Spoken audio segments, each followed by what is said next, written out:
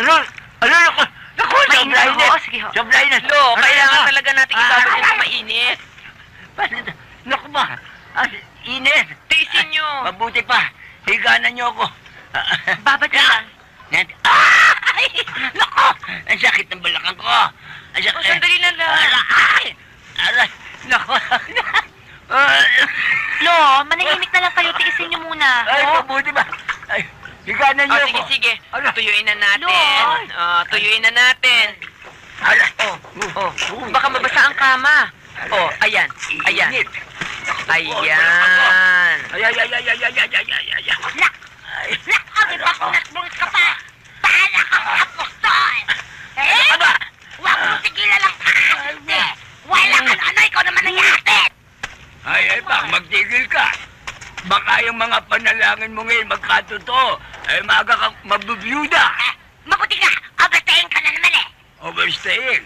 Ale, kung aasa lang tayo dito sa mga apo mo sa pagtitinda sa palengke, at hindi ko tutulungan ng asitsa sa banda. Ay, naku, magugutom tayo. Magaling ka! Magaling ka! Magaling! Tama na ho yan. Sandali.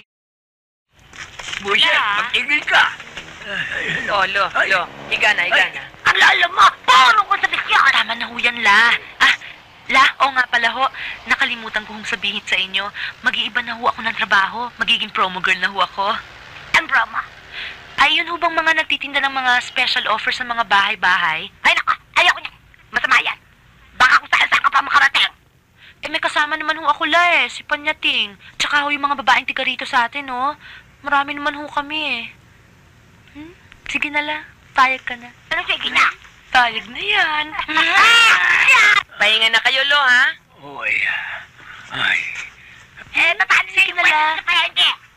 La, yung pwesto ho natin sa palengke, binabawi na ho ng may-ari. Paano ka naman? Paano na ako eh? Nag-apply naman ako sa isang department store para mag-demonstrate ng makeup. Kaya kung tatanggapin ako, pareho na kami ni Salving may trabaho. Payag ka na, La? Lola ko, cute-cute to. Ano pang magagawa ko? Nagsisinta na pala kayo. At saka natataktan ako sa'yo,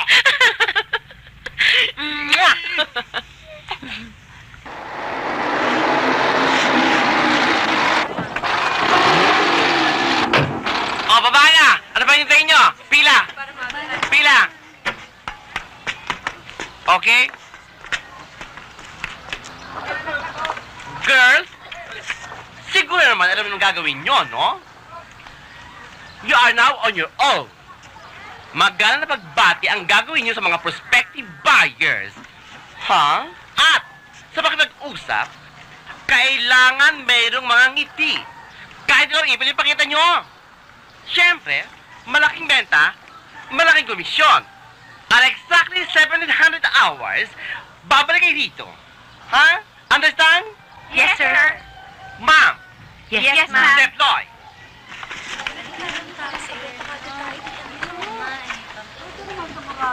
Ano ba? Darling, nagre-reklamo ang customer. Palihis daw ang pagputol mo ng yelo. Di palihis mo na rin singilin yung mga customer natin. Basta ayusin ang pagputol. Baka mawalan tayo ng customer.